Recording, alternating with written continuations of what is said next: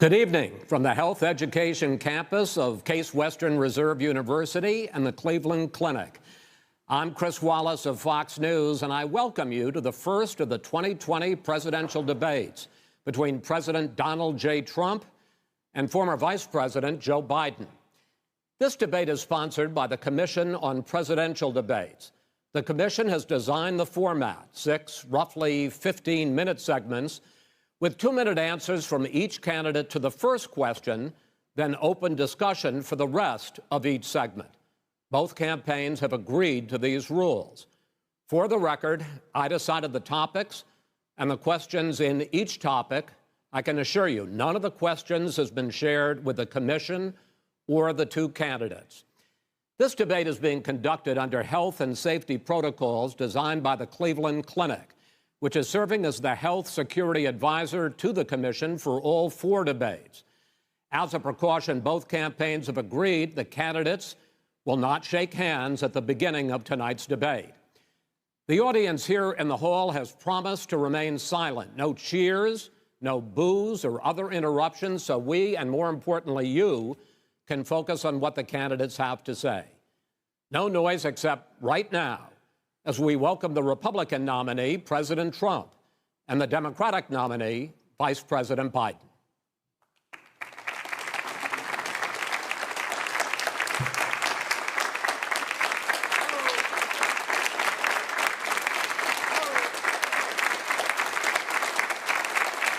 How you doing, man? How are you?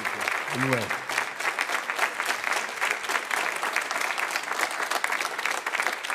Gentlemen, a lot of people have been waiting for this night, so let's get going. Our first subject is the Supreme Court. President Trump, you nominated Amy Coney Barrett over the weekend to succeed the late Ruth Bader Ginsburg on the court. You say the Constitution is clear about your obligation and the Senate's to consider a nominee to the court. Vice President Biden, you say that this is an effort by the president and Republicans to jam through an appointment and what you call an abuse of power. My first question to both of you tonight: why are you right in the argument you make and your opponent wrong? And where do you think a Justice Barrett would take the court? President Trump, in this first segment, you go first. 2 minutes. Thank you very much, Chris. I will tell you very simply, we won the election. Elections have consequences. We have the Senate, we have the White House, and we have a phenomenal nominee, respected by all, top academic, good in every way, In fact, some of her biggest endorsers are very liberal people from Notre Dame and other places. So I think she's going to be fantastic. We have plenty of time, even if we did it after the election itself. I have a lot of time after the election, as you know. So I think that she will be outstanding. She's going to be as good as anybody that has served on that court. We really feel that. We have a professor at Notre Dame, highly respected by all, said she's the single greatest student he's ever had. He's been a professor for a long time at a great school. And we won the election, and therefore we have the right to choose her. And very few people knowingly would say otherwise. And by the way, the Democrats, they wouldn't even think about not doing it. If they had, the only difference is they'd try and do it faster. There's no way they would give it up. They had Merrick Garland, but the problem is they didn't have the election, so they were stopped. And probably that would happen in reverse also. Definitely would happen in reverse. So we won the election, and we have the right to do it, Chris. President Trump, thank you. Same question to you, Vice President Biden. You have 2 minutes. Well, first of all, thank you for doing this, and looking forward to this, Mr. President. Thank you, Joe. The American people have a right to have a say in who the Supreme Court nominee is. And that say occurs when they vote for United States senators and when they vote for the President of the United States. They're not going to get that chance now because we're in the middle of an election already. The election has already started. Tens of thousands of people have already voted. And so the thing that should happen is we should wait. We should wait and see what the outcome of this election is, because that's the only way the American people get to express their view is by who they elect as president and who they elect as vice president. Now, what's at stake here is the president's made it clear he wants to get rid of the Affordable Care Act. He's been running on that. He ran on that, and he's been governing on that. He's in the Supreme Court right now trying to get rid of the Affordable Care Act, which will strip 20 million people from having insurance, health insurance now, if it goes into court. And the justice, and I have nothing, I'm not opposed to the justice. She seems like a very fine person. But she's written before she went on the bench, which is her right, that she thinks that the Affordable Care Act is not constitutional. The other thing that's on the court, and if it's struck down, what happens? Women's rights are fundamentally changed. Once again, a woman could be pay more money because she has a pre-existing condition of pregnancy. They were able to charge a woman more for the same exact procedure a man gets. And that ended when we, in fact, passed the Affordable Care Act. And there's 100 million people who have pre-existing conditions, and they'll be taken away as well. Those pre-existing conditions, the insurance companies are going to love this. And so it's just not appropriate to do this before this election.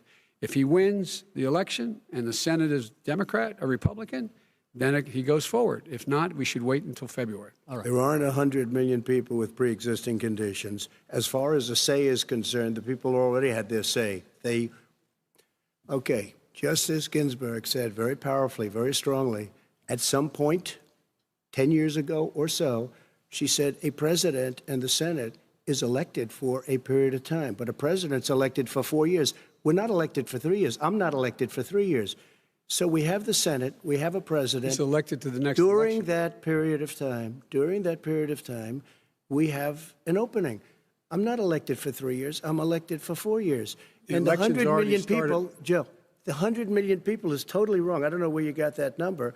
The bigger problem that you have is that you're going to extinguish 180 million people with their private health care that they're very happy with. That's simply not true. Well, you're certainly going to socialist. You're going to socialist medicine. We're now into, gentlemen, we're now into open discussion. Open discussion. Open discussion. Yes, I agree. Go ahead, Vice President. Number one, he knows that what I proposed. What I proposed is that we expand Obamacare and we increase it. We do not wipe any. And one of the big debates we had with 23 of my colleagues trying to win the nomination that I won were saying that Biden wanted to allow people to have private insurance still. They can. They do. They will under my proposal. It's not what you've said, and it's not what your party has said. That is simply your party a lie. Doesn't say it. Your party wants to go socialist medicine. My party is and me. socialist right healthcare. Now, I am and the they're going to dominate Party. you, Joe. You know that. I am the Democratic Party right now. The platform of the Not Democratic Party Harris. is what I, in fact, approved of. What I approved of. Now, here's the deal. The deal is that it's going to wipe out pre-existing conditions. And by the way, the 200,000 people that have died on his watch, how many of those have survived? Well, there's 7 million people that contracted COVID. What does it mean for them going forward if you strike down the Affordable Care Act? Joe, you've had 308,000 military people dying because you couldn't provide them proper health care in the military. So don't tell me about this. I'm happy to talk about this. And if you were here, it wouldn't be 200, it would be 2 million people because you were very late on the draw. You didn't want me to ban China, which was heavily infected. You didn't want me to ban All right, gentlemen, Europe, which was heavily infected. You would have been much later, Joe. Mr. President, much later. Mr. President. You're talking about 2 million people. You're not Mr. President, as the moderator, we are going to talk about COVID in the next segment, but go ahead. Let me finish. The point is that the president also is opposed to Roe v. Wade. That's on the ballot as well in the court.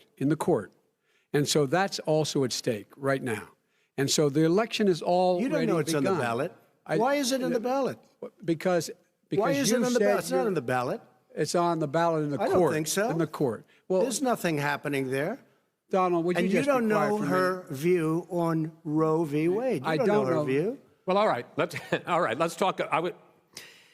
We got a lot to unpack here, gentlemen. We got a lot of time. So on health care, and then we'll come back to Roe v. Wade. All right. Mr. President, the Supreme Court will hear a case a week after the election in which the Trump administration, along with 18 state attorneys general, are seeking to overturn Obamacare, to end Obamacare. You have spent the last... Because they want to give good health care. If I may ask my question, sir. Good health care. Over the last 4 years, you have promised to repeal and replace Obamacare, but you have never in these 4 years come up with a plan, a comprehensive plan to replace Obamacare. Of course I have. Well, I got rid of the individual mandate. I'm going to give you an opportunity. I got rid of the individual mandate, which was a big chunk of Obamacare. That is absolutely a big thing. That was the worst part of Obamacare. Sir, Chris, that was the worst part of Obama. Let me ask my question. Well, I'll ask Joe. The individual mandate was the most unpopular aspect of Obamacare. I got rid of it. I'd like and we will protect people with President, I'm the moderator of this conditions. debate, and I would like you to let me ask my question, and then you can answer your question. Go ahead. You, in the course of these 4 years, have never come up with a comprehensive plan to replace Obamacare, and just this last Thursday, you signed a largely symbolic executive order to protect people with pre-existing conditions 5 days before this debate. So my question, sir, is what is the Trump health care plan? Fine. Well, first of all, I guess I'm debating you, not him, but that's okay. I'm not surprised. Let me just tell you something, that there's nothing symbolic. I'm cutting drug prices. I'm going with favored nations, which no president has the courage to do because you're going against Big Pharma. Drug prices will be coming down 80 or 90%. You could have done it during your 47-year period in government, but you didn't do it. Nobody's done it. So we're cutting health care. All of the things that we've done, insulin. I give you an example, insulin. It was destroying families, destroying people. The cost, I'm getting it for so cheap. It's like water, you want to know the truth. So cheap. Take a look at all of the drugs what we're doing, prescription drug prices. We're going to allow our governors now to go to other countries to buy drugs because they pay just a tiny fraction. As I say, this is open discussion. No, let me ask you about, this is big stuff. Sir, you'll be happy. I'm about to pick up on one of your points to ask the vice president, which is he points out that you would like to add a public option to Obamacare, and the argument that he makes and other Republicans make is that that is going to end private insurance. It is and not. Well, if I can ask you the question, it will not end. What your party says, by the way. It will end private insurance and create a government takeover of health care. It does not. It's only for those people who are so poor they qualify for Medicaid. They can get that free in most states, except governors who want to deny people who are poor Medicaid. Anyone who qualifies for Medicare Medicaid would automatically be enrolled in the public option. The vast majority of the American people would still not be in that option, number one. Joe, you agreed with Bernie Sanders, who's far left, on the manifesto, we call it, and that gives you socialized medicine. Look, hey, Are you saying I'm not you going didn't to listen to him. The fact of the matter is, I beat Bernie Sanders. Not by much. I beat him a whole hell of a lot. I'm here standing facing you, old buddy. Pocahontas would have left 2 days early. You would have lost every primary. All he knows how to on do Super is hurt. Tuesday. You got very lucky. Here's the deal. I got very lucky. I'm going to get very lucky tonight as well. And tonight I'm going to make sure, because here's the deal. Here's the deal. The fact is that everything he's saying so far is simply a lie. I'm not here to call out his lies. Everybody knows he's a liar. But you I just want to make sure. Joe, you're the liar. I want to make sure. You graduated last in your class, not first in your class. I want to make sure. Mr. President, can you let him finish, sir? No, he doesn't know how to do that. He has, You'd be surprised. You pick You'd be surprised. the wrong guy, the wrong night at the wrong time. Listen, you agreed with Here's the Bernie deal. Sanders to the The manifesto. whole idea. Let him. There is no manifesto, number one. Please let him speak, Mr. Number President. two. You just lost the left. Number two. You just lost the left. You agreed with Bernie Sanders on a plan. Folks, absolutely agreed folks, do you have any idea what this clown's socialized, doing? They call it Mr. Do you have any do? socialized medicine. Mr. President. I'll tell you what. He is not for any help for people needing health care. Because he, in fact, already has cost 10 million people their health care that they had from their employers because of his recession. Number one. Number two, there are 20 million people getting health care through Obamacare now that he wants to take it away. He won't ever look you in the eye and say that's what he wants to do. Take it away. No, I want to give them better health care at a much lower price because by the way, Obamacare he doesn't know how. good. He doesn't know how I've to do already that. Fixed it. He has never offered a plan. Fixed it to an extent. He has never Obamacare, done a as single you might thing. know, but probably don't. Gentlemen, you realize if you're both speaking at the same time, time, and it's too expensive. let the president go ahead, sir. Obamacare is no good. We made it better, and I had a choice to make very early on. We took away the individual mandate. We guarantee pre-existing conditions, but took away the individual mandate. Listen, this is the way it is. And that destroyed That they shouldn't even call it Obamacare. Then I had a choice to make. Do I let my people run it really well or badly? Yeah. If I run it badly, they'll probably blame him, but they'll blame me. But more importantly, I want to help people, okay? I said, you got to run it so well. That's what he's and I just had a meeting with them. They said, the problem is no matter how well you run Obamacare, it's a disaster. It's too expensive. Okay. Premiums are too high, and it doesn't work. So we do want to get rid of it. Chris, we want to get rid of it. I understand it, sir, but I have to give you roughly equal time. Good. Please let the vice president talk. Good. He has no plan for health care. Of course we do. He sends out wishful thinking. He has executive orders that have no power. He hasn't lowered drug costs for anybody. He's been promising a health care plan since he got elected. He has none, like almost everything else he talks about. He does not have a plan. He doesn't have a plan. And the fact is, this man doesn't know what he's talking about. All right, I have one final question for you, sure. Mr. Vice President. If Senate Republicans, we were talking originally about the Supreme Court here, if Senate Republicans go ahead and confirm Justice Barrett, there has been talk about ending the filibuster or even packing the court, adding to the 9 justices there. You call this a distraction by the president, but in fact it wasn't brought up by the president. It was brought up by some of your Democratic colleagues in the Congress. So my question to you is, you have refused in the past to talk about it. Are you willing to tell the American people tonight whether or not you will support either ending the filibuster or packing the court? Whatever position I take on that, that'll become the issue. The issue is the American people should speak. You should go out and vote. You're in voting now. Vote and let your senators know how strongly you feel. Vote now. Are you gonna pack the Make court? sure you, in fact, let people know you're a senator. I'm not going to answer the question. Why because, you answer that because question? the question is, will you shut up, man? Listen, who is on your list, Joe? Who's on your list? Right. Gentlemen, I think this we've is ended so this. He's going to pack the court. We have not going to give a list. We have ended this segment. We're going to move on to the second segment. That was really a productive segment, wasn't it? Keep yapping, man. The people understand, Joe. They sure 47 years you've done nothing. They understand. All right. The second subject is COVID-19, which is an awfully serious subject, so let's try to be serious about it. We have had more than 7 million cases of coronavirus in the United States, and more than 200,000 people have died. Even after we produce a vaccine, experts say that it could be months or even years before we come back to anything approaching normal.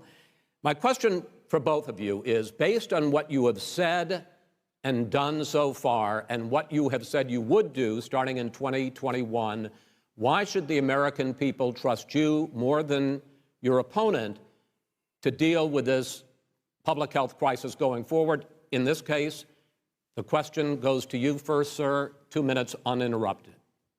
Good luck. 200,000 dead. As you said, over 7 million infected in the United States. We, in fact, have 4% of the world's population, 20% of the deaths. 40,000 people a day are contracting COVID. In addition to that, about between 750 and 1,000 people a day are dying. When he was presented with that number, he said, it is what it is. Well, it is what it is because you are who you are. That's why it is. The president has no plan. He hasn't laid out anything. He knew all the way back in February how serious this crisis was. He knew it was a deadly disease. What did he do? He's on tape as acknowledging he knew it. He said he didn't tell us or give people a warning of it because he didn't want to panic the American people. You don't panic. He panicked. In addition to that, what did he do? He went in and we were insisting that the people we had on the ground in China should be able to go to Wuhan and determine for themselves how dangerous this was. He did not even ask Xi to do that. He told us what a great job Xi was doing. He said we owe him a debt of gratitude for being so transparent with us. And what did he do then? He then did nothing. He waited and waited and waited. He still doesn't have a plan. Wrong. I laid out back in March exactly what we should be doing. And I laid out again in July what we should be doing. We should be providing all the protective gear possible. We should be providing the money the House has passed in order to be able to go out and get people the help they need to keep their businesses open schools that cost a lot of money. You should get out of your bunker and get out of the sand trap and get in your golf course and go in the Oval Office and bring together the Democrats and Republicans and fund what needs to be done now to save lives. So if we would have listened to you... You have 2 minutes, sir. If we would have listened to you, the country would have been left wide open. Millions of people would have died, not 200,000, and one person is too much. It's China's fault. It should have never happened. They stopped it from going in, but it was China's fault. And by the way, when you talk about numbers, you don't know how many people died in China. You don't know how many people died in Russia. You don't know how many people died in India. They don't exactly give you a straight count, just so you understand. But if you look at what we've done, I closed it, and you said he's xenophobic. He's a racist, and he's xenophobic because you didn't think I should have closed our country. Wait a minute. It says 2 minutes. You didn't think we should have closed our country because you thought it was terrible. You wouldn't have closed it for another 2 months. By my doing it early, in fact, Dr. Fauci said, President Trump saved thousands of lives. Many of your Democrat governors said, President Trump did a phenomenal job. We worked with the governor. Oh, really? Go take a look. The governors said I did a phenomenal job. Most of them said that. In fact, people that would not be necessarily on my side said that. President Trump did a phenomenal job. We did. We got the gowns. We got the masks. We made the ventilators. You wouldn't have made ventilators. And now we're weeks away from a vaccine. We're doing therapeutics already. Fewer people are dying when they get sick. Far fewer people are dying. We've done a great job. The only thing I haven't done a good job, and that's because of the fake news. No matter what you say to them, they give you bad press on it. It's just fake news. They give you good press. They give me bad press because that's the way it is, unfortunately. But let me just tell you something. I don't care. I've gotten used to it.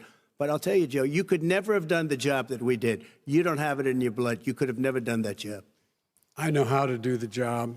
I know how to get the job Well, you done. didn't do very well in swine flu. H1N1, you were a disaster. Your own chief of staff said you were a disaster. 14,000 people died, not 200,000. There was no very- economic recession. Sir, you made a There was- far there less was no lethal recession. disease, You made by a the point. Let him answer it. And there was no one, we didn't shut down the economy. This is his economy he's shut down. The reason it's shut down is because, look, you folks at home, how many of you got up this morning and had an empty chair at the kitchen table because someone died of COVID? How many of you were in a situation where you lost your mom or dad and you couldn't even speak to them? You had a nurse holding a phone up so you could, in fact, say goodbye. You would have lost far How more many people. Far more people. And, you would have been and by the way, months late. your own, You were his months behind me, own Joe. CDC director says we could lose as many as another 200,000 people between now and the end of the year. And he held up, he said, if we just wear a mask, we can save half those numbers. Just a mask. And by the way, in terms of the whole notion of a vaccine, we're for a vaccine, but I don't trust him at all, nor do you. I know you don't. What we trust is a scientist. You don't we trust Dr. Johnson Fauci. & Johnson, Pfizer? Okay, by the way, gentlemen, let me move on to questions about the future because you both have touched on two of the questions I'm going to ask. Focusing on the future first, President Trump, you have repeatedly either contradicted or been at odds with some of your government's own top scientists. The week before last, the head of the Centers for Disease Control, Dr. Redfield, said it would be summer before the vaccine would become generally available to the public. You said that he was confused and mistaken. Those were your two words. Yeah. But Dr. Slaoui, the head of your Operation Warp Speed, has said exactly the same thing. Are they both wrong? Well, I've spoken to the companies, and we can have it a lot sooner. It's a very political thing because people like this would rather make it political than save lives. God. It is a very political thing. I've spoken to Pfizer. I've spoken to all of the people that you have to speak to. We have great Moderna, Johnson & Johnson, and others. They can go faster than that by a lot. Become very political because the left, or I don't know if I call them left, I don't know what I call them. So you're suggesting that the head of your Operation Warp Speed, Dr. Slaoui... I disagree with him. Yeah, no, I disagree with both of them. And he didn't say that. He said it could be there, but it could also be much sooner. I had him in my office 2 days ago. He talked about the summer, sir, before it's generally available. Just like he Dr. said it's a Redfield. possibility that we'll have the answer before November 1st. It could also be talking after about when it's that. generally available. Not when Well, it will we're be. going to deliver it right away. We have the military all set up logistically. They're all set up. We have our military that delivers soldiers, and they can do 200,000 a day. They're going to be this delivering is the the same vaccine. man It's who all told set you up. by Easter this would be gone away. by the warm weather, it'd be gone. Miraculous, like a miracle. And by the way, maybe you could inject some bleach in your arm, and that would take care of it. This is the same man. That was said sarcastically, you know that. That was said sarcastically. And so here's the deal. This man is talking about a vaccine. Every serious company is talking about maybe having a vaccine done by the end of the year. But the distribution of that vaccine will not occur until sometime beginning or the middle of next year to get it out, if we get the vaccine. And pray God we will. Pray God we will. Mr. Vice President, I want to pick up You'll have the vaccine sooner. I want to pick up on this question, though. You say the public can trust the scientists, but they can't trust President Trump. In fact, you said that again tonight. Your running mate, Senator Harris, goes further, saying the public health experts, quote, will be muzzled, will be suppressed. Given the fact that polls already show that people are concerned about the vaccine and are reluctant to take it, are you and your running mate, Senator Harris, contributing to that fear? No more than the question you just asked him. You pointed out. He puts pressure and disagrees with his own scientists. But you're saying Everybody you can't, knows. or Senator Harris is saying you can't trust the scientists. No, you can trust the scientists. She didn't say that. You can't trust She said the public health experts, quote, will be muzzled, will be suppressed. Well, that's what he's going to try to do. But there's millions of scientists, there's thousands of scientists out there, like here at this great hospital, that don't work for him. Their job doesn't depend on him. That's not, they're the people, and by the way. I spoke to the scientists that are in charge. By the way. They will have the vaccine very soon. Let him finish. Do you believe for a moment what he's telling you in light of all the lies he's told you about the whole issue relating to COVID? He still hasn't even acknowledged that he knew this was happening, knew how dangerous it was going to be back in February, and he didn't even tell you. He's on record as saying it. He panicked or he just looked at the stock market, one of the two, because guess what? A lot of people died, and a lot more are going to die unless he gets a lot smarter, a lot quicker. Mr. President? Did you use the word smart? So you said you went to Delaware State, but you forgot the name of your college. You didn't go to Delaware State. You graduated either the lowest or almost the lowest in your class. Don't ever use the word smart with me. Don't ever use that word. Oh, give me a break. Because you know what? There's nothing smart about you, Joe. 47 years you've done nothing. Let's have this debate. And if you would have had, let me just tell you something, Joe. No, if you would have had the charge of what I was put through, I had to close the greatest economy in the history of our country. And by the way, now it's being built again. See, and We're it's going to going get up to the fast. economy in the next segment, sir. Okay. It's going up fast. Okay. When it comes to how the virus has been handled so far, the two of you have taken very different approaches, and this is going to affect how the virus is handled going forward by whichever of you ends up becoming the next president. I want to quickly go through several of those. Reopenings. Vice President Biden, you have been much more reluctant than President Trump about reopening the economy and schools. Why, sir? Because he doesn't have a plan. If I were running, I know what the plan is. You've got to provide these businesses the ability to have the money to be able to reopen with the PPE as well as with the sanitation they need. You have to provide Tell that them to plastic. Nancy Pelosi. Well, he's just shush for a minute. Tell it to Nancy Pelosi. And Schumer, by the Brian way, Chuck. Nancy Pelosi and Schumer, they have a plan. He won't even meet with them. The Republicans won't meet with the Senate. And he sits in his golf course. And I mean, literally, think about it. You probably play more than I do, Joe. What about this question of reopenings and the fact? Well, he wants to shut down this country. And I want to keep it open. And we did a great thing by shutting it down. Wait a minute, Joe. Let me shut you down for a second, Joe, just for 1 second. He wants to shut down the country. We just went through it. We had to because we didn't know anything about the disease. Now we found that elderly people with heart problems and diabetes and different problems are very, very vulnerable. We learned a lot. Young children aren't. Even younger people aren't. We've learned a lot. But he wants to shut it down.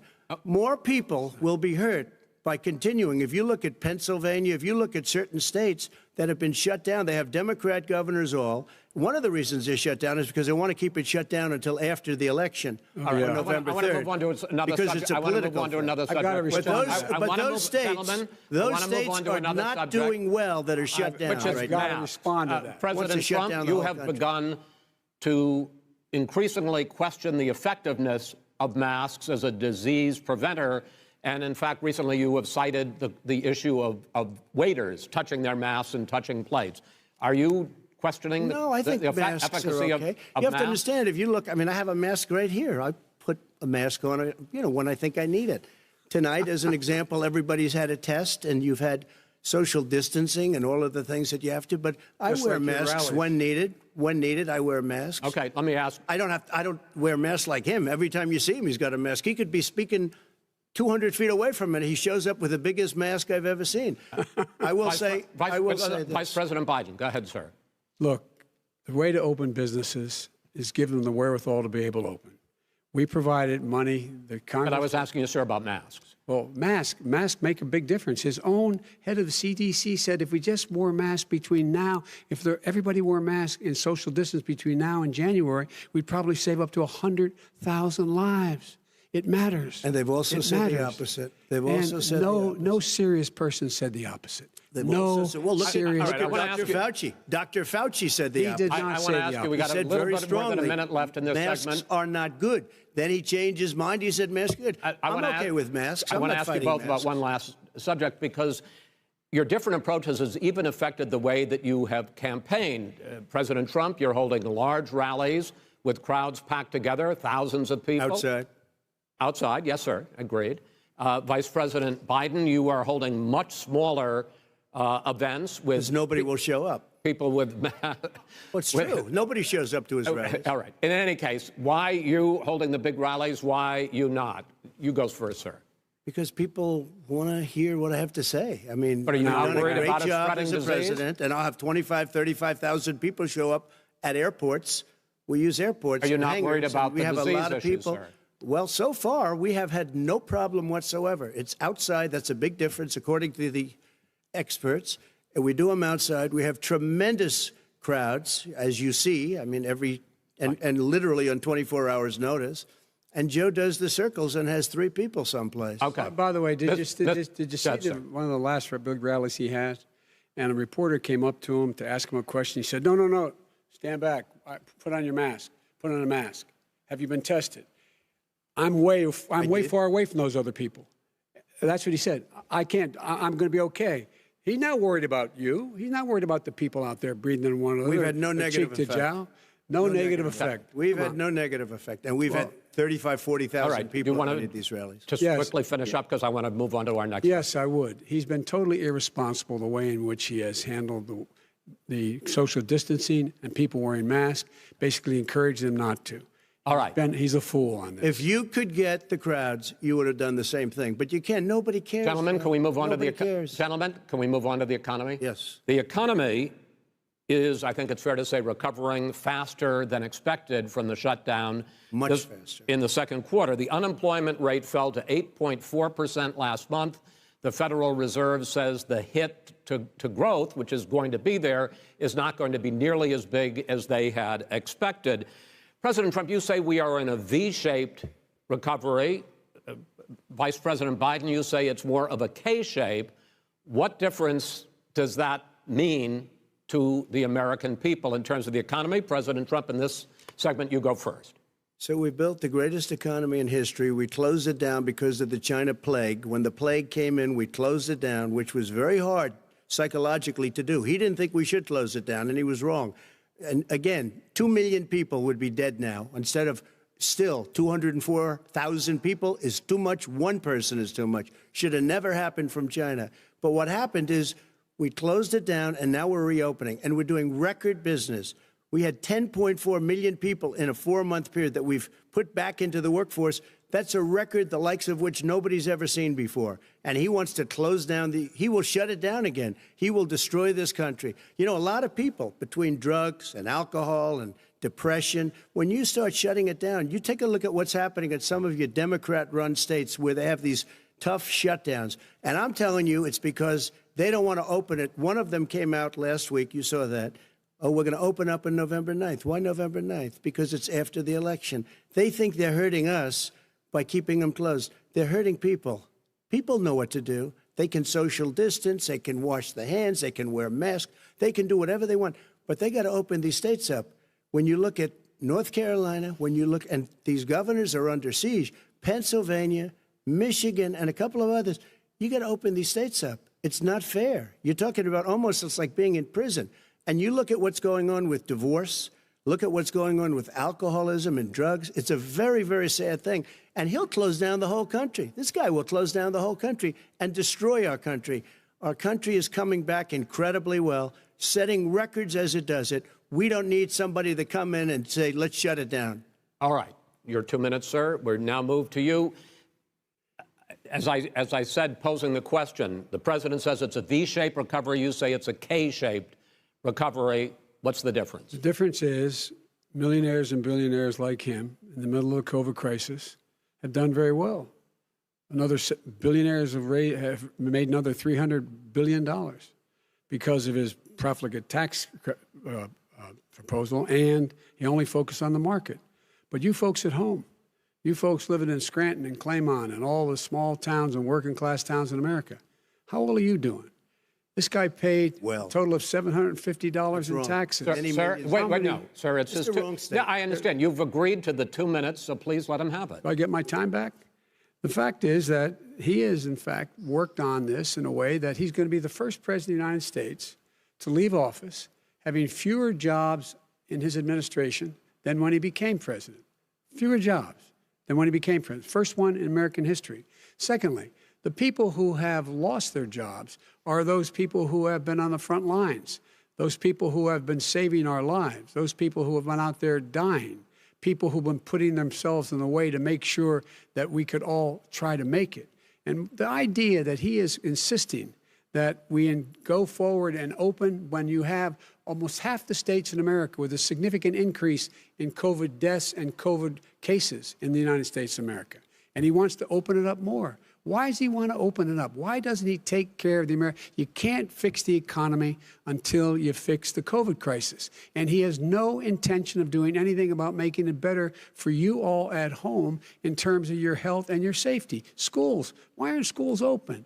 Because it costs a lot of money to open them safely. You know, they were going to give, his administration was going to give the teachers and school students masks. And then they decided, no, couldn't do that because it's not a national emergency. Not a national emergency. They've done nothing to help small businesses. Nothing. They're closing. 1 in 6 is now gone. He ought to get on the job and take care of the needs of the American people so we can open safely. All right. Your time is up, sir. We are going to get to... I have to respond to that. Well, you both had 2 minutes, sir. Excuse me, he made a statement. So did you. People want their schools, people want their schools open. They don't want to be shut down. They don't want their state shut down. They want their restaurants. I look at New York. It's so sad what's happening in New York. It's almost like a ghost town, and I'm not sure it can ever recover what they've done in New York. People want their places open. They want to get back to their lives. They'll be careful, but they want their schools open. I'm the one that brought back football. By the way, I brought back Big Ten football. It was me, and I'm very happy to do it. And all right, people of Ohio are very proud of me. And you know how I found out? When he took a phony ad. Gentlemen, we're going to get to your economic plans going forward in a moment. But first, Mr. President, as you well know, there's a new report that in 2016, the year you were elected president, and 2017, your first year as president, that you paid $750 a year in federal income tax each of those years. I know that you pay a lot of other taxes, but I'm asking you the specific question. Is it true that you paid $750 in federal income taxes each of those 2 years? I paid millions of dollars in taxes, millions of dollars of income tax. And let me just tell you, there was a story in one of the papers. Show us your tax I paid $38 million 1 year. I paid $27 million. Show us your tax returns. I went... you'll see it as soon as it's finished. You'll see it. You know, if you want to go to the Board of Elections. There's a 118-page or so report that says everything I have, every bank I have, I'm totally under-leveraged because the assets are extremely good, and we have a very, I built a great company. I'm asking you a specific question, which is... But let me tell you... I understand all of that. I understand all of that. No, Mr. President, Go ahead. I'm asking you a question. Will you tell us how much you paid in federal income taxes in 2016 and 2017? Millions of dollars. You paid millions of dollars? Millions of dollars, So yes. not $750? Millions of dollars, and you'll get to see it. And you'll get to see it. But let me just tell you, Chris, let me just tell you something, that it was the tax laws I don't want to pay tax. Before I came here, I was a private developer. I was a private business people. Like every other private person, unless they're stupid, they go through the laws, and that's what it is. He passed a tax bill that gave us all these privileges for depreciation and for tax credits. We build the building and we get tax credits, like the hotel on Pennsylvania Avenue. You get a massive, which, by the way, was given to me by the Obama administration, if you can believe that. Now, the man got fired right after that happened. But Vice President Biden, you want to respond? Yeah, I do want to respond. Look, the tax code that made him, put him in a position that he pays less tax than a school teacher makes, on the money a school teacher makes, is because of him he says he's smart because he can take advantage of the tax code. And he does take advantage of the tax code. That's why I'm going to eliminate the Trump tax cuts. And I'm going to eliminate those tax cuts and make sure that we invest in the people who, in fact, need the help.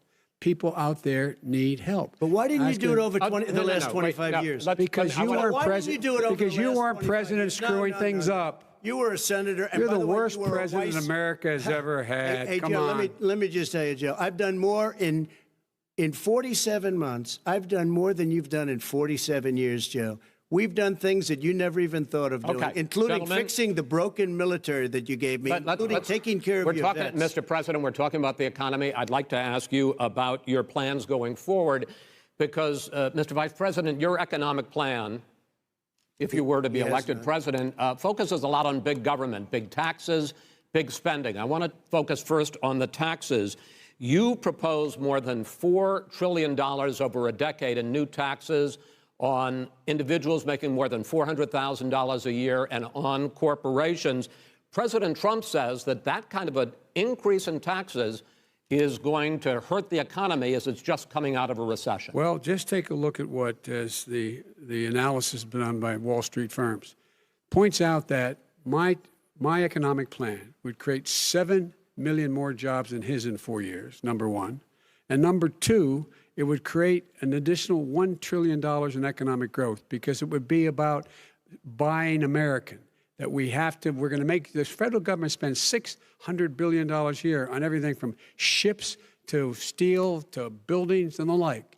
And under my proposal, we're going to make sure that every penny of that has to be made by a company. But respectfully, sir, I'm talking about taxes, not spending. By the way, I'm going to eliminate a significant number of the tax. I'm going to make the corporate tax 28%. It shouldn't be 21%. You have 91 companies, in the Fortune 500, who don't pay a single penny in tax, making billions of dollars. Why didn't you do it before when you were vice president with Obama? Because you, in fact, passed that. That was your tax proposal. I got it done. And you know what happened? Yeah, you got it done. Our economy boomed like it's never boomed. The economy is Mr. President, Mr. President, let me pick up on that. You would continue your free market approach, lower taxes, more deregulation, correct? Not lower taxes for American people. But let me, Excuse me. But in Obama's, you talk about the economy booming, it turns out that in Obama's final 3 years as president, more jobs were created, 1.5 million more jobs than in the first 3 years of your presidency. They had the slowest recovery economic recovery since 1929. It was the slowest recovery. Also, they took over something that was down here. All you had to do is turn on the lights and you pick up a lot. But they had the slowest economic recovery since 1929. Let me tell you about the stock market. When the stock market goes up, that means jobs. It also means 401ks. If you got in, if you ever became president with your ideas, you want to terminate my taxes, I'll tell you what, you'll lose half of the companies that have poured in here will leave, and plenty of companies that are already here, they'll leave for other places. They will leave, and you will have a depression, the likes of which you've never seen. Look, we inherited the worst recession short of a depression in American history.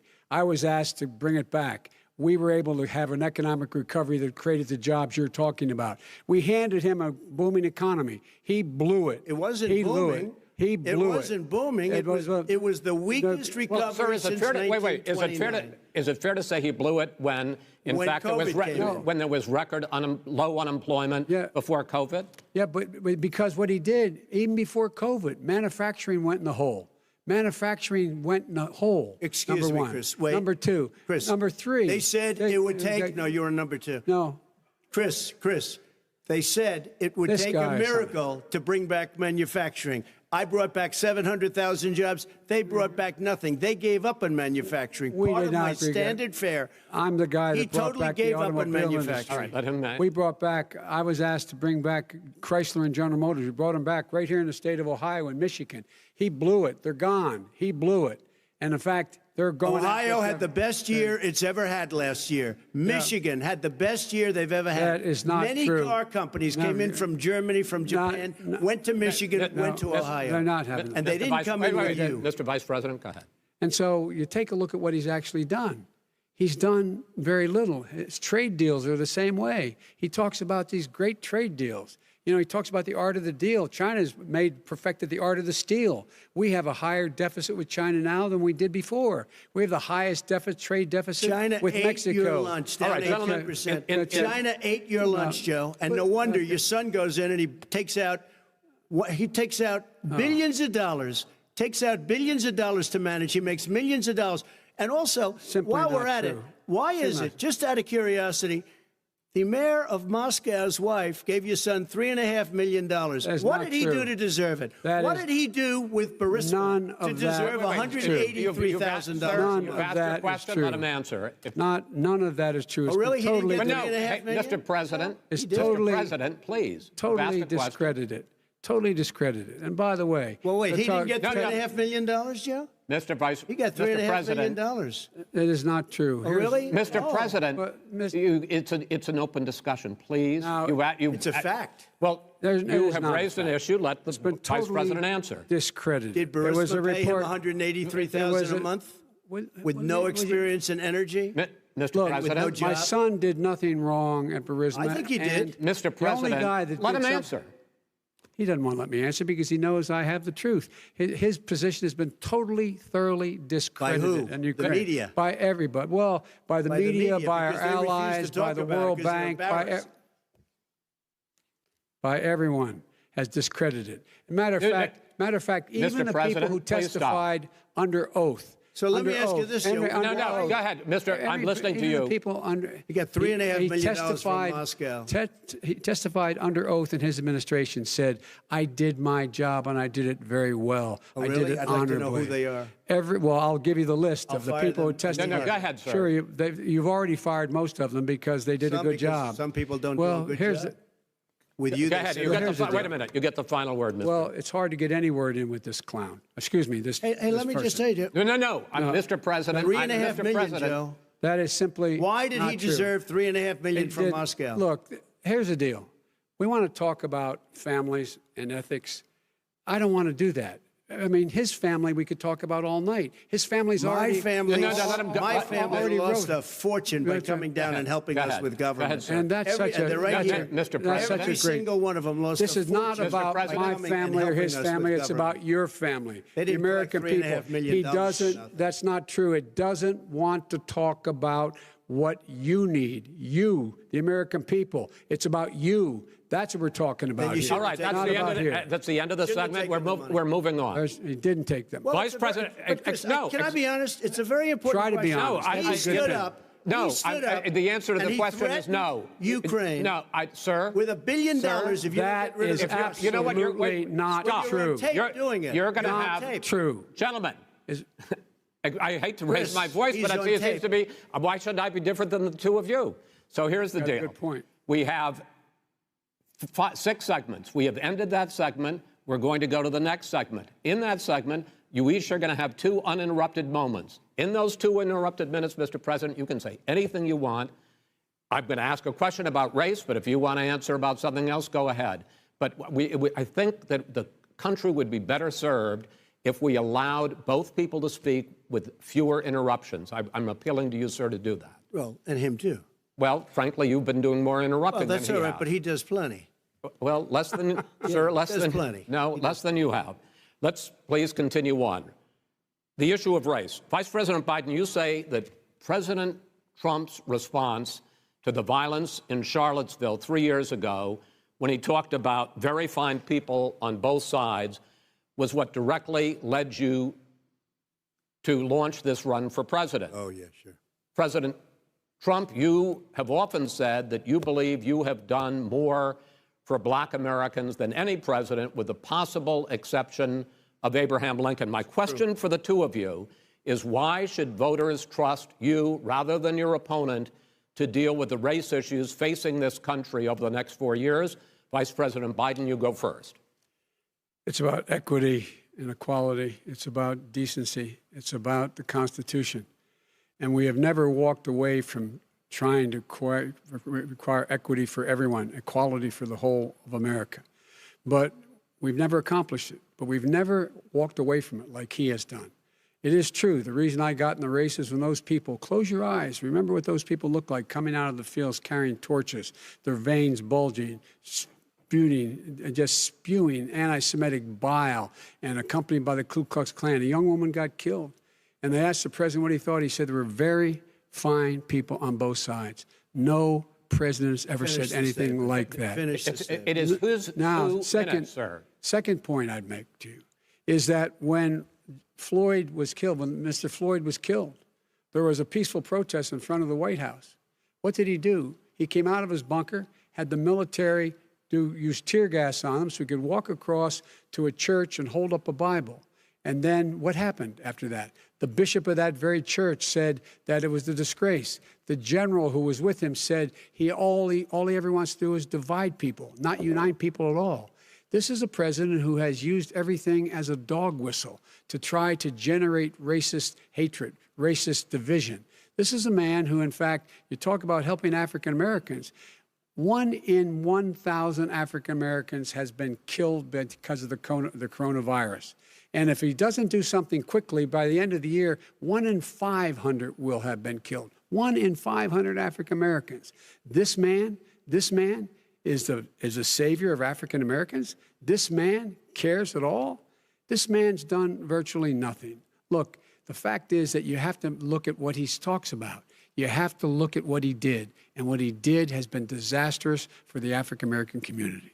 So, President Trump, you have 2 minutes. Why should Americans trust you over your opponent to deal with racism? he did a crime bill, 1994, where you call them super predators, African Americans, the super predators, and they've never forgotten it. They've never forgotten it, Joe. No, sir, it's his 2 minutes. So you did that, and they call you a super predator, and I'm letting people out of jail now that you have treated the African American population community, you have treated the Black community about as bad as anybody in this country. You did the and that's why, if you look at the polls, I'm doing better than any Republican has done in a long time, because they saw what you did. You call them super predators, and you've called them worse than that, because you look back at your testimony over the years, you've called them a lot worse than that. As far as the church is concerned, and as far as the generals are concerned, we just got the support of 250 military leaders and generals, total support. Law enforcement, almost every law enforcement group in the United States. I have Florida, I have Texas, I have Ohio, I have Portland. The sheriff just came out today and he said, I support President Trump. I don't think you have any law enforcement. You can't even say the word law enforcement, because if you say those words, you're going to lose all of your radical left supporters. And why aren't you saying those words, Joe? Why don't you say the words law enforcement? Because you know what? If they called us in Portland, we would put out that fire in a half an hour, but they won't do it because they're run by radical left Democrats. If you look at Chicago, if you look at any place you want to look, Seattle, they heard we were coming in the following day and they put up their hands and we got back Seattle. Minneapolis, we got it back, Joe, because we believe in law and order, but you don't. The top 10 cities and just about the top 40 cities are run by Democrats and in many cases radical left. And they've got you wrapped around their finger, Joe, to a point where you don't want to say anything about law and order. And I'll tell you what, the people of this country want and demand law and order, and you're afraid to even say it. All right. I want to return to the question of race.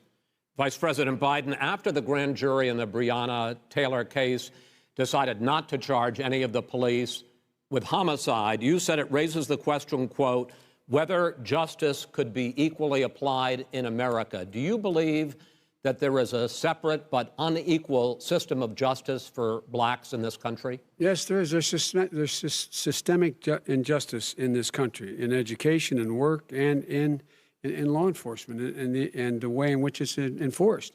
But look, the vast majority of police officers are good, decent, honorable men and women. They risk their lives every day to take care of us. But there are some bad apples. And when they occur, when they find them, they have to be sorted out. They have to be held accountable. They have to be held accountable. And what I'm going to do as President of the United States is call together an entire group of people at the White House, well, everything from the civil rights groups to the police officers, to the police chiefs, and we're going to work this out. We're going to work this out so we change the way in which we have more transparency in when these things happen. These cops aren't happy to see what happened to George Floyd. These cops aren't happy to see what happened to Breonna Taylor. Most don't like it. But we have to have a system where people are held accountable. And by the way, violence in response is never appropriate. Never appropriate. Peaceful protest is. Violence is never appropriate. All right. What is peaceful protest? When they run through the middle of a town and burn down your stores and kill people all over the place, that and you is say not peaceful protest? President Trump, No, it's I'm not not, asking. but you say it is. President Trump, I'd like to continue with the issue of race. I promise we're going to get to the issue of law and order in a moment. This month, your administration directed federal agencies to end racial sensitivity training that addresses white privilege or critical race theory. Why did you decide to do that, to end racial sensitivity training? And do you believe that there is systemic racism in this country, sir? I ended it because it's racist. I ended it because a lot of people were complaining that they were asked to do things that were absolutely insane, that it was a radical revolution that was taking place in our military, in our schools, all over the place, and you know it, and so does everybody else. And he would know. What is radical about racial sensitivity training, sir? If you were a certain person, you had no status in life. It was sort of a reversal. And if you look at the people, we were paying people hundreds of thousands of dollars to teach very bad ideas and, frankly, very sick ideas. And really, they were teaching people to hate our country. And I'm not going to do that. I'm not going to allow that to happen. We have to go back to the core values of this country. They were teaching people that our country is a horrible place, it's a racist place, and they were teaching people to hate our country. And I'm not going to allow that to happen. Vice President Biden? Nobody's doing that. He's the racist. You just don't know. Here's the deal. I know a lot more about this than he does. Let him finish. The fact is that there is racial insensitivity. People have to be made aware of what other people feel like, what insults them, what is demeaning to them. It's important that people know they don't want to. Many people don't want to hurt other people's feelings, but it makes a big difference. It makes a gigantic difference in the way a child is able to grow up and have a sense of self-esteem. It's a little bit like how this guy and his friends look down on so many people. They look down their nose on people like Irish Catholics like me and grew up in Scranton. They look down on people who don't have money. They look down on people who are of a different faith. They look down on people who are a different color. In fact, we're all Americans. The only way we're going to bring this country together is bring everybody together. There's nothing we cannot do if we do it together. We can take this on and we can defeat racism in America. President Trump, sir. During the Obama-Biden administration, there was tremendous division. There was hatred. You look at Ferguson. You go to many places. Look at Oakland. Look what happened in Oakland. Look what happened in Baltimore. Look what happened. Frankly, it was more violent than what I'm even seeing now. Oh, my but Lord. The reason is that ridiculous. the Democrats that run these cities don't want to talk like you about law and order. Violent and you crime, still haven't mentioned. violent Are you crime. in favor of law and order? I'm in favor of law. You follow it. Are you in favor of law and order? Go yes, ahead. I'm in favor. You asked a question, let him finish. Law and order. Law and order. Let him answer. Law and order with justice, where people get treated fairly. Okay. And the fact of the matter is, violent crime went down 15% in our administration. All right. It's gone up on his watch. Went down much more in ours. All right, we're now. Mr. President, you're going to Mr. President, every record in the book. Mr. President, you're going to be very happy because we're now going to talk about law and order. Places we had trouble were Democratic-run cities. That's exactly my question. There has been a dramatic increase in homicides in America this summer, particularly, and you often blame that on Democratic mayors and Democratic governors, but in fact, there have been equivalent spikes in Republican-led cities like Tulsa and Fort Worth. So the question is this really a party issue?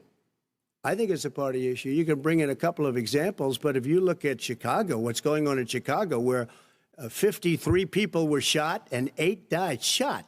If you look at New York, where it's going up like nobody's ever seen anything, the numbers are going up 100, 150, 200%.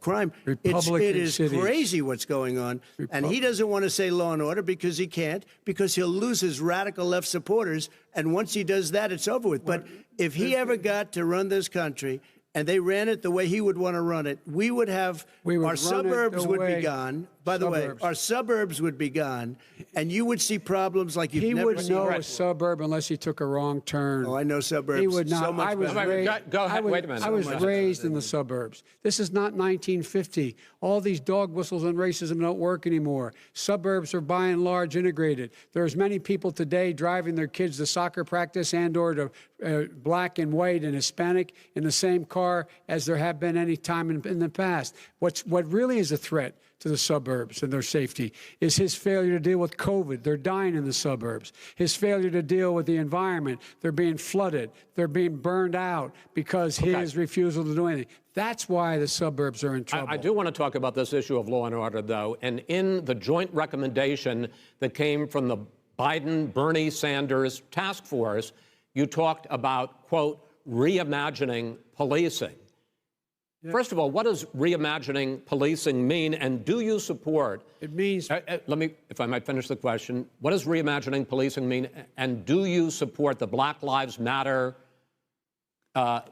call for community control of policing? Look, what I support is the police having the opportunity to deal with the problems they face. And I'm totally opposed to defunding the police officers. As a matter of fact, local police, the only one defunding it, his budget calls for a $400 million cut in local law enforcement assistance. They need more assistance. They need, when they show up for a 9/11 call, to have someone with them as a psychologist or psychiatrist to keep them from having to use force and be able to talk people down. We have to have community policing like we had before, where the officers get to know the people in the communities. That's when crime went down. It didn't go up, it went down. And so we have to be engaged. That's not what they're talking about, Chris. That's not what they're talking about. He's talking about defunding the police. That is not true. He doesn't have any law support. Look, he has no law enforcement that's not support. true. Almost nothing. Look. Oh, really? Who do you have? Name one group that supports you. Name one group that came out and supported you. Go ahead. Look, think. We have time. We don't have time to do anything. No, think about it. Name one law enforcement group that came out and supported gentlemen, you. I think I'm going to take back the moderator's role, and I want to get to another subject, which is the issue of protests in many cities that have turned violent. In Portland, Oregon, especially, we had more than 100 straight days of protests, which I think you would agree. You talk about peaceful protests. Many of those turned into riots. Mr. Vice President, you say that people who commit crimes should be held accountable. The question I have, though, is, as the Democratic nominee, and earlier tonight you said that you are the Democratic Party right now, have you ever called the Democratic mayor of Portland or the Democratic governor of Oregon and said, hey, you got to stop this, bring in the National Guard, do whatever it takes, but you stop the days and months of violence in Portland? I don't hold public office now. I am a former vice president. I've made it clear in my public statements that the violence should be prosecuted. It should be prosecuted, and anyone who commits it. But you've never called for the people, the leader. Excuse me, sir. You had never called for the leaders in Portland and in Oregon to bring in the National Guard and knock off 100 days of riots. They can, in fact, take care of it if he just stay out of the way. Look here. Oh, really? Really? Here's the thing. I sent in the U.S. Marshals to get the killer of the young man in the middle of the street, and they shot him. And for 3 days, President Trump, Portland wouldn't do anything. I had to send in the U.S. Marshals. They took care of business. Go ahead, sir. And by the way, his own former spokesperson said, riots and chaos and violence help his cause. That's what this is all about. I don't know who said that. I do. Who? I think Kellyanne Conway. I don't think she said that. She said that. And so here's the point. Go ahead. The point is that That's what he is, keeps trying to rile everything up. He doesn't want to calm things down. Instead of going in and talking to people and saying, let's get everybody together, figure out how to deal with this. What's he do? He just pours gasoline in the fire constantly, and every single solitary time. And to end this, button up this segment, I'm going to give you a minute to answer, sir. You have repeatedly criticized. Wait, I have to answer his statement. No, you have his repeatedly. Statement. Wait, you have just 1 second. No, you've been talking back made and a forth. Statement. I'm asking you. I would love to end it. Sir. I would love to end it. And you know, if you want to switch seats. We could very quickly. We could do that, but I'd send in the National Guard, it would be over. There'd be no problem. Okay. But they don't want to accept the National Guard. You have repeatedly criticized the vice president for not specifically calling out Antifa and other left-wing extremist groups. But are you willing tonight to condemn white supremacists and militia groups and to say that they need to stand down and not add to the violence in a number of these cities, as we saw in Kenosha and as we've seen in Portland? Sure, are you I'm prepared willing to do specifically that, but do it? Well, go ahead, sir. I would say almost everything I see is from the left wing, not from the right wing. So what are you saying? I'm willing to do anything. I want to see peace. Then do it, sir. Say it. Do it. Say it. You want to call him? What do you want to call him? Give me a name. Give me a white name. Supremacists and Who would white you like me to condemn? White supremacists and right Proud Boys, stand back and stand by. But I'll tell you what. Somebody's got to do something about Antifa and the left, because this is not a right-wing problem. This is a left-wing. FBI director This is a left-wing problem. White supremacists. Antifa's an idea, not an organization. Oh, you got to be not kidding. militia. That's what his FBI. His FBI director said. Well, then you know what? No, we're done, sir. We're moving on to the next. We're moving. When a bat hits you over the head, that's not an idea. Everybody in your administration tells you the truth has a bad idea. Can I tell you what? You have no ideas. Antifa is a dangerous, all right, radical gentlemen, group. We're now moving on to the Trump and Biden records. They'll overthrow you. When a president, I'm going to ask a question. When the president seeks a second term, it is generally a referendum on his record. But Vice President Biden, you like to quote one of your dad's sayings, which is, don't compare me to the almighty, compare me to the alternative. And in this case, sir, you are the alternative. Looking at both of your records, I'm going to ask each of you, why should voters elect you president over your opponent? In this segment, President Trump, you go first, 2 minutes. Because there has never been an administration or president who has done more than I've done in a period of 3.5 years. And that's despite the impeachment hoax. And you saw what happened today with Hillary Clinton, where it was a whole big con job. But despite going through all of these things, where I had to fight both flanks and behind me and above, there has never been an administration that's done what I've done. The greatest, before COVID came in, the greatest economy in history, lowest unemployment numbers. Everything was good. Everything was going. And by the way, there was unity going to happen. People were calling me for the first time in years. They were calling and they were saying, it's time maybe. And then what happened? We got hit, but now we're building it back up again. A rebuilding of the military, including Space Force and all of the other things. A fixing of the VA, which was a mess under him. 308,000 people died because they didn't have proper health care. It was a mess. And we now got a 91% approval rating at the VA, our vets. We take care of our vets. But we've rebuilt our military. The job that we've done, and I'll tell you something, some people say maybe the most important. By the end of the first term, I'll have approximately 300 federal judges and Court of Appeals judges, 300, and hopefully 3 great Supreme Court justices. That is a record, the likes of which very few people, and you know one of the reasons I'll have so many judges?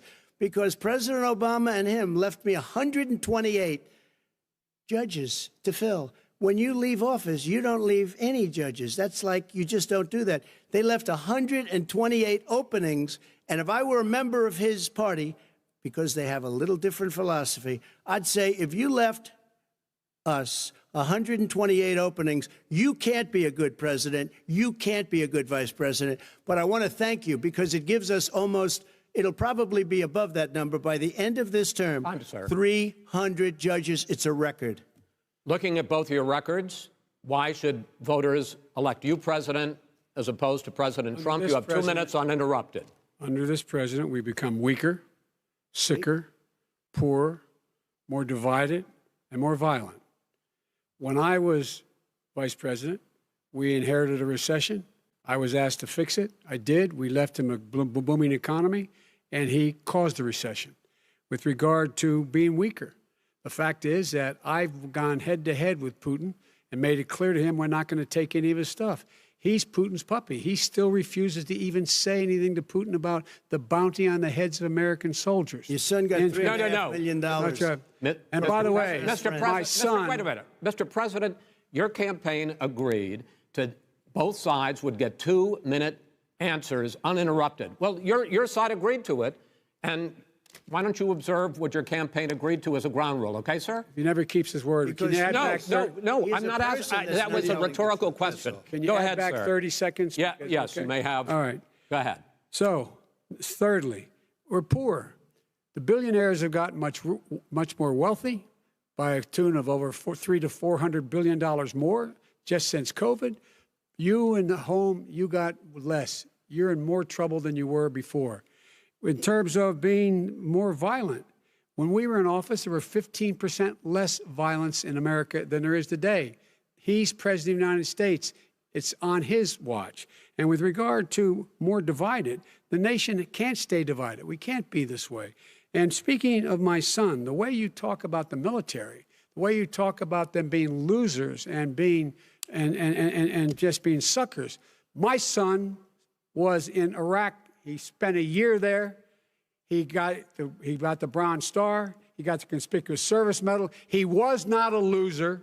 He was a patriot. And the people left behind there were heroes. Really? And I resent. Are you talking about Hunter? Are you talking about Hunter? I'm talking about my son, Beau Biden. You're talking about. I don't know Beau. I know Hunter. Yeah, Hunter got thrown out of the military.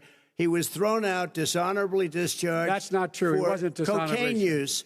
And he didn't have a job until you became vice president. And once you became vice president, he made a fortune in Ukraine, in China, in Moscow, that is simply and various not other places. True. He made a fortune. My son. And he didn't have a job. My son, like a lot of people we know at home, had a drug problem. He's overtaken it. He's fixed it. He's worked on it. And I'm proud of him. But why was he given tens of millions of dollars? But he wasn't given tens of millions of dollars. That is totally, President Trump, we've already been totally discredited.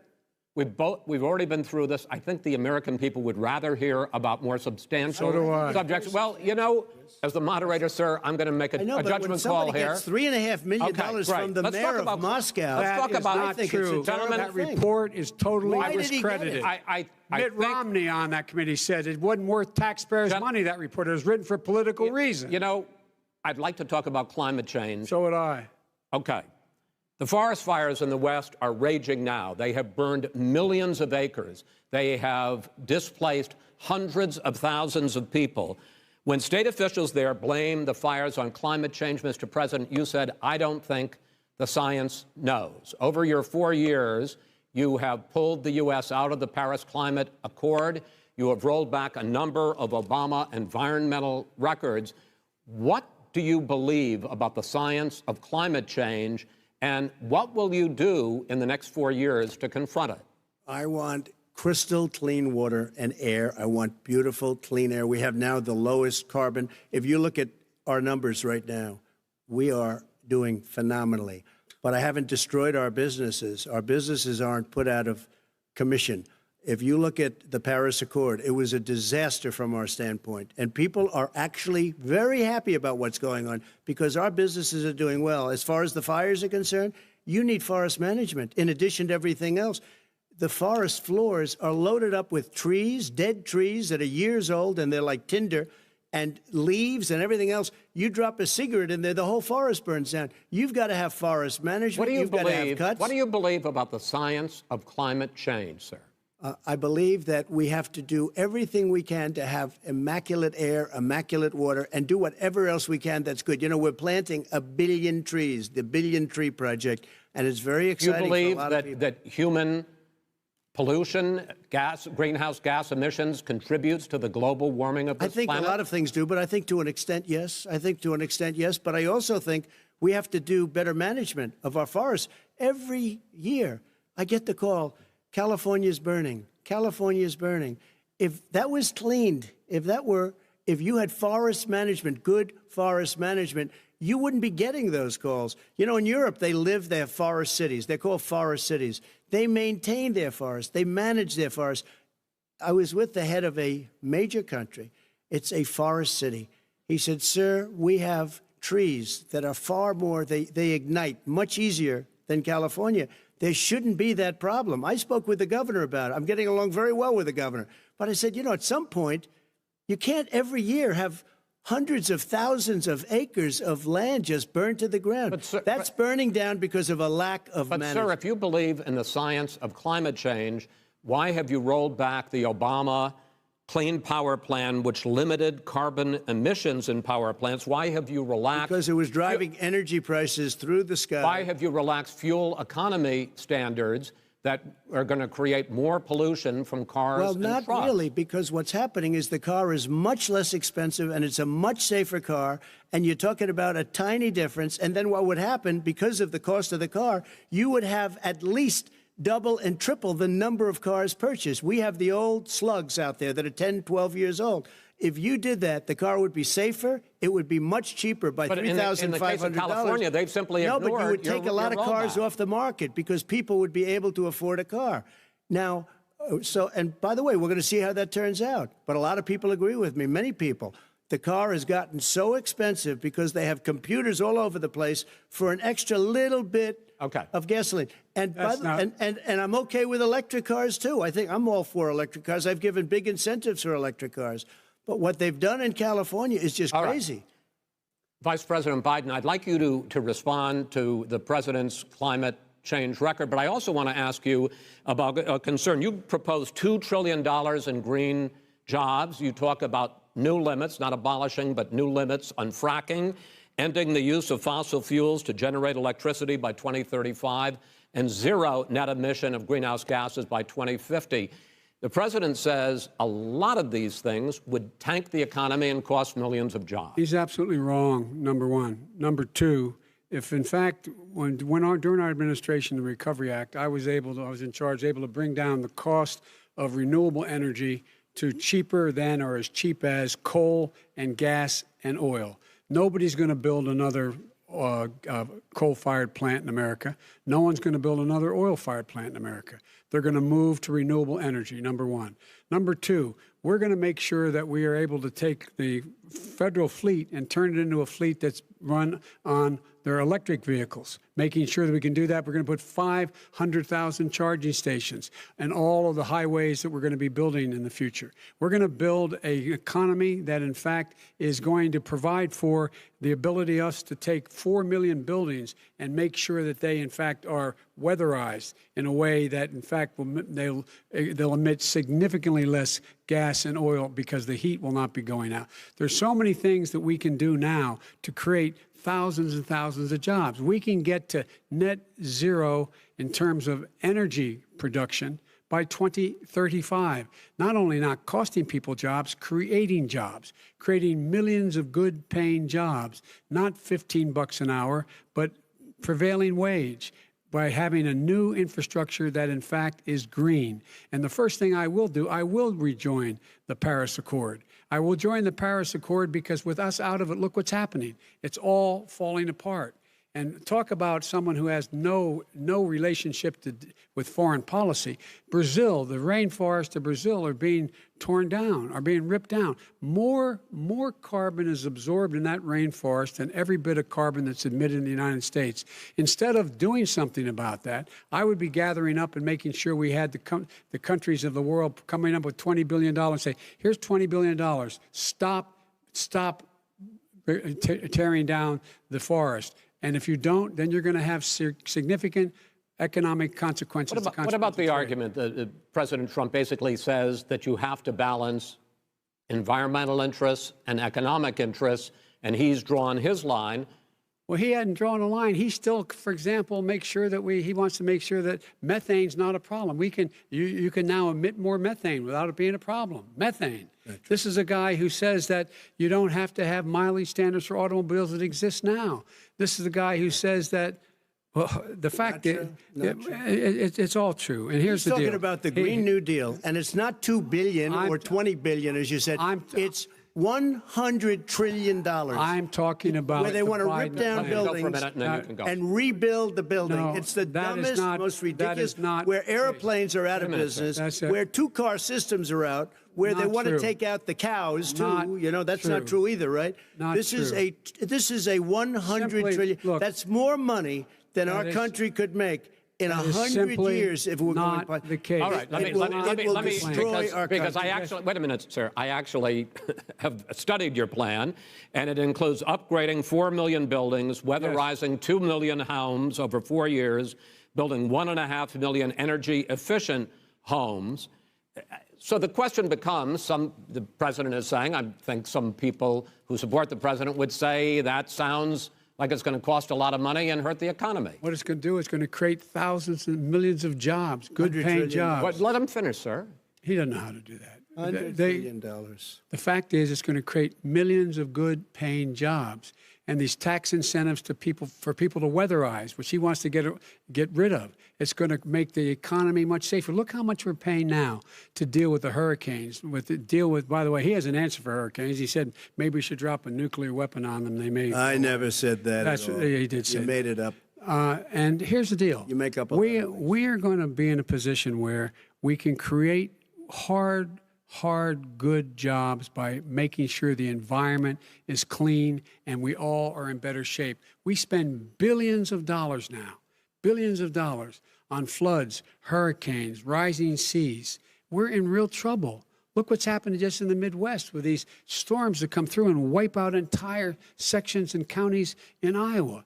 They didn't happen before. They're because of global warming. We make up 15% of the world's problem. We, in fact, but the rest of the world, we've got to get them to come along. That's why we have to get back into the Paris Accord. All right, gentlemen. Wait a minute, Chris. So why didn't he do it for 47 years? You were vice president. Why didn't you get the world? China sends up real dirt into the air. Russia does. India does. They all do. We're supposed to be good. And by the way, he made a couple of statements. The Green New Deal is $100 trillion. That is not my plan. That's the Green well, New you want to Deal rebuild every is building. not my plan. You want to rebuild every. If he knew anything about, if he knew anything he made a about, statement about the military. He said I said something about the military. He and his friends made it up, and then they went with it. I never said it. Okay. That is what not he true. did is he You're done said in this segment. he called Mr. the military Vice President, stupid bastards. I and he did said not it on say tape. He Mr. said Mr. stupid Please, bastards. He not said sir, it. stop. I would never I say would that play to the it. military. Play it. Go ahead.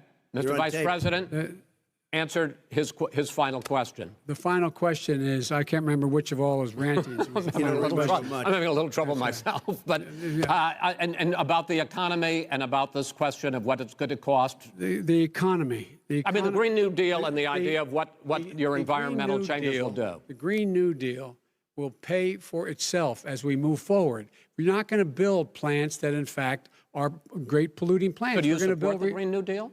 Pardon me? Do you support that? No, I don't support the Green New Deal. You don't? Oh, well, that's a big statement. I that support means you the just Biden. lost the radical left. I support you the don't. Biden plan that I put forward. Okay.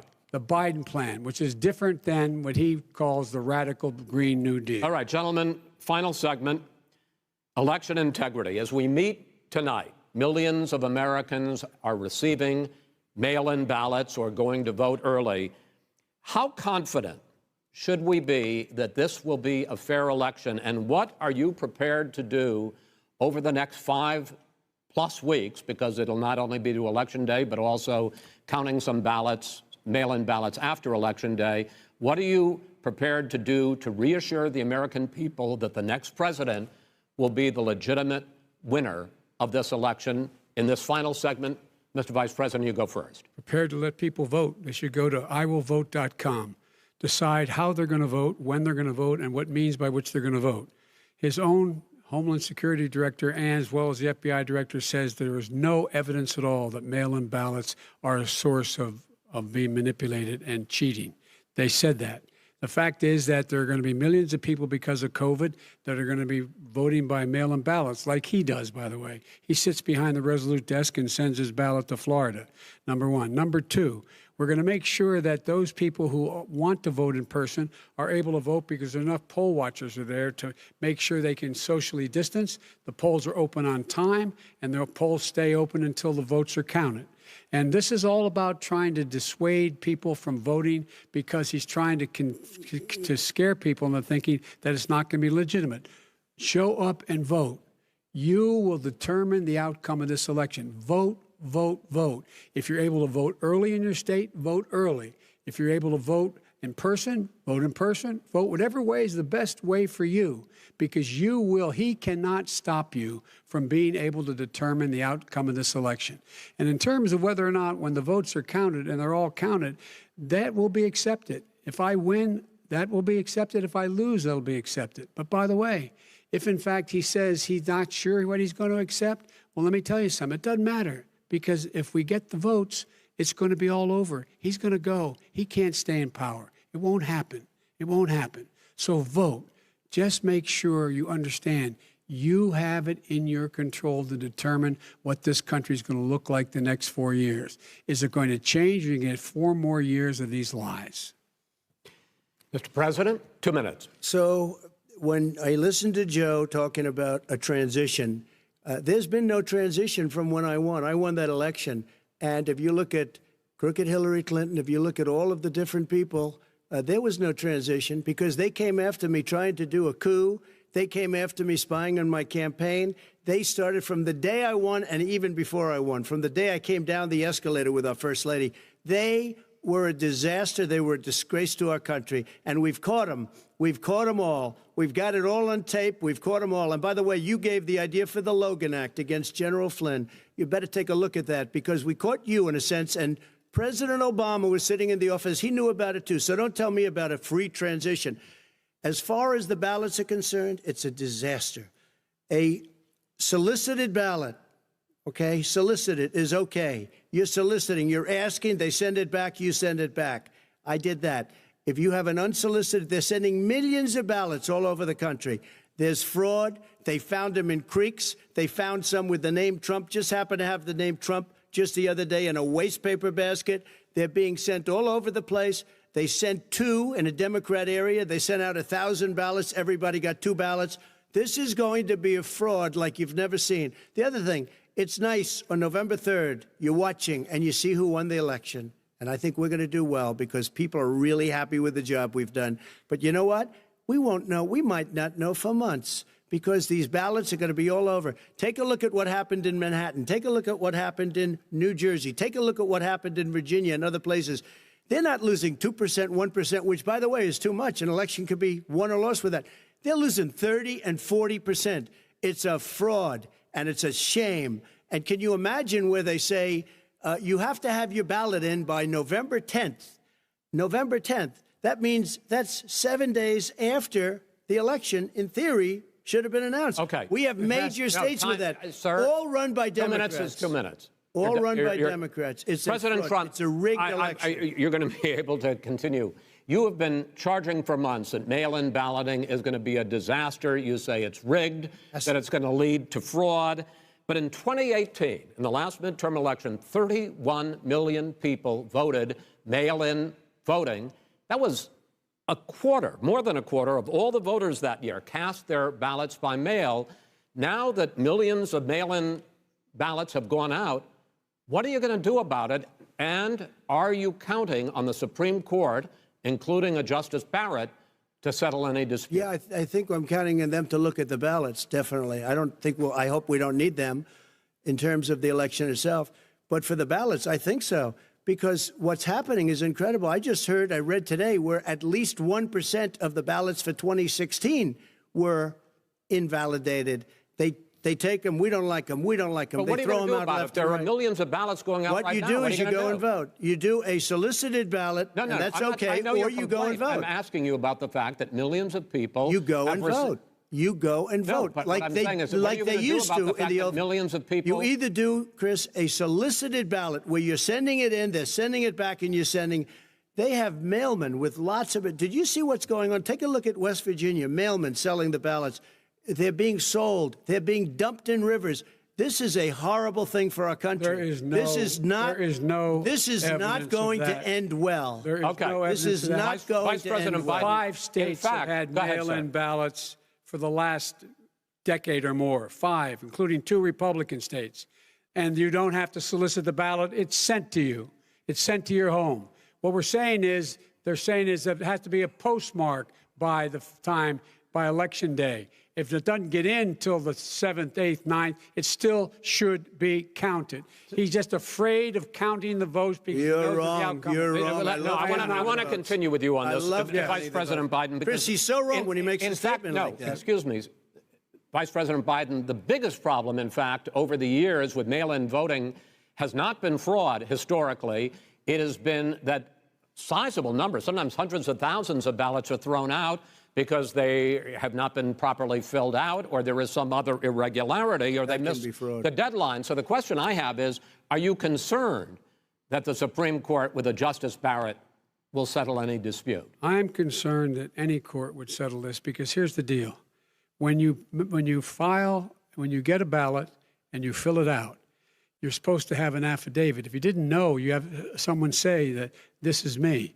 You should be able to, if in fact you can verify that's you before the ballot is thrown out, that's sufficient to be able to count the ballot because someone made a mistake and not dotting the correct I. Who they voted for, testify, say who they voted for, say it's you. That is totally legitimate. All right. Excuse me, Chris, when you have 80 million ballots, I have a final Senate question. and swamping the system, you know it can't be done. You know it can't, and already there's been so fraud. now, mail service delivers wait a minute, gentlemen. The final question is: in 8 states, we can keep talking. In 8 states, election workers are prohibited currently by law. 8 states from even beginning to process ballots, even take them out of the envelopes and flatten them until Election Day. That means that it's likely, because there's going to be a huge increase in mail-in balloting, that we are not going to know on election night who the winner is, that it could be days, it could be weeks. Could be months. Until we find out who the new president is. So first for you, sir, finally for the vice president, I hope neither of you will interrupt the other. Will you urge your supporters to stay calm during this extended period, not to engage in any civil unrest? And will you pledge tonight that you will not declare victory until the election has been independently certified? President Trump, you go first. I'm urging my supporters to go into the polls and watch very carefully, because that's what has to happen. I am urging them to do it. As you know, today there was a big problem. In Philadelphia, they went in to watch. They're called poll watchers, a very safe, very nice thing. They were thrown out. They weren't allowed to watch. You know why? Because bad things happen in Philadelphia, bad things. And I am urging my people. I hope it's going to be a fair election. If it's a fair election, I am 100% on board. But if I see tens of thousands of ballots being manipulated, I can't go along with that. And I'll tell you what, does that mean, from a common sense, does that mean you're going to tell your people to take to the street? It means you have a fraudulent election. You're sending out 80 million ballots. They're not equipped to. These people aren't equipped to handle it, number one. Number two, they cheat. They cheat. Hey, they found ballots in a waste paper basket 3 days ago, and they all had the name military ballots. They were military. They all had the name Trump on them. Vice President you think Biden, that's good? Vice President Biden, final question for you. Will you urge your supporters to stay calm while the vote is counted, and will you pledge not to declare victory until the election is independently certified? Yes, and here's the deal. We count the ballots, as you pointed out. Some of these ballots in some states can't even be opened until Election Day. And if there's thousands of ballots, it's going to take time to do it. And by the way, our military, they've been voting by ballots since the end of the Civil War, in effect. And that's what's going to happen. Why was it not? Why is it for them somehow not fraudulent? It's the same process. It's honest. No one has established at all that there is fraud related to mail-in ballots, that somehow it's a fraudulent process. It's already been established. Take a look at Carolyn Maloney's race. I asked you had an opportunity to respond. Carolyn Maloney. Go ahead. They have no idea what happened. Vice President Biden, go ahead. He has no idea what he's talking about. Here's the deal. The fact is, I will accept it, and he will too. You know why? Because once the winner is declared, after all the ballots are counted, all the votes are counted, that'll be the end of it. That'll be the end of it. And if it's me, in fact, fine. If it's not me, I'll support the outcome. And I'll be a president not just for the Democrats. I'll be a president for Democrats and Republicans. And this guy, I want to see an fact, honest Okay. ballot count. Gentlemen, you say that's the end of it? This is the end of this debate? Honest ballot count. We're And I going to think leave he it does there. too. To be continued does. as in more debates as we go on. President Trump, Vice President Biden, it's been an interesting hour and a half. I want to thank you both for participating in the first of 3 debates that you have agreed to engage in. We want to thank Case Western Reserve University and the Cleveland Clinic for hosting this event. The next debate, sponsored by the Commission on Presidential Debates, will be 1 week from tomorrow, October 7th, at the University of Utah in Salt Lake City. The 2 vice presidential nominees, Vice President Mike Pence and Senator Kamala Harris, will debate at 9 p.m. Eastern that night. We hope you watch. Until then.